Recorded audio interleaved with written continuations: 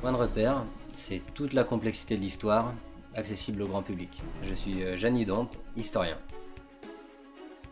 C'est un peu comment rendre le plus accessible possible une réalité historique qui est parfois complexe. Je m'appelle Benoît Imbert et je suis historien.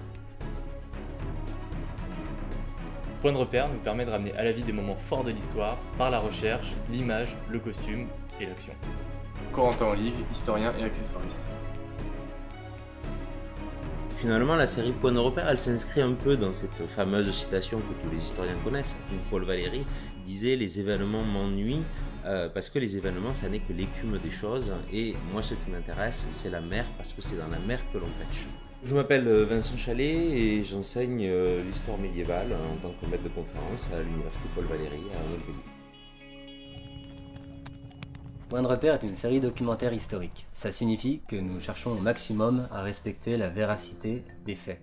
On détermine des sujets qui peuvent être à la fois intéressants, qui doivent être variés dans le temps et dans l'espace, et également qui correspondent à des programmes scolaires. En effet, c'est important pour nous que la série soit le plus accessible possible au grand public et qu'elle s'adresse également aux élèves.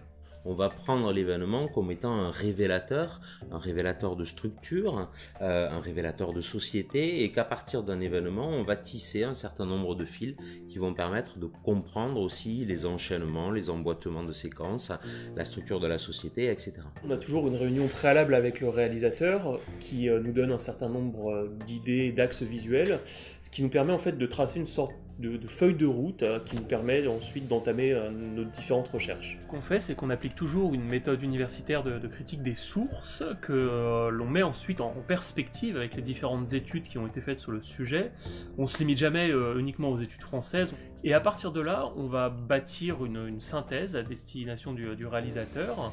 Ils vont s'intéresser à des choses qui sont extrêmement précises, notamment la chronologie, le détail des costumes, les armes. Moi, j'interviens pour peut-être parfois donner un petit peu de hauteur à un certain nombre de choses, pour éventuellement faire aussi des recommandations, notamment au niveau de la bibliographie, des sources, ou pour éventuellement réorienter un certain nombre de points de vue. C'est vraiment l'essentiel des informations qu'on a trouvées et déterminées. Et c'est cette synthèse qui va amener en fait à la création d'un script que l'on va revisiter ensemble pour voir si on reste toujours bien collé au sujet, si on reste le plus proche possible en fait de la vérité historique de ce qu'on connaît de telle ou telle situation. On intervient lors de la mise en scène pour guider et corriger des éléments de compréhension, mais surtout pour donner l'univers visuel correspondant à chaque épisode. On montre le vrai, qui sert pour la création du storyboard, pour que ça fonctionne le mieux visuellement. C'est donc ce qui amène à la réalisation d'un épisode en fait, puis au tournage et à la conception des images. Avec notre présence sur les tournages, en plus de l'habillage des acteurs, on fournit des anecdotes et des éléments historiques pour donner plus de vie aux scènes.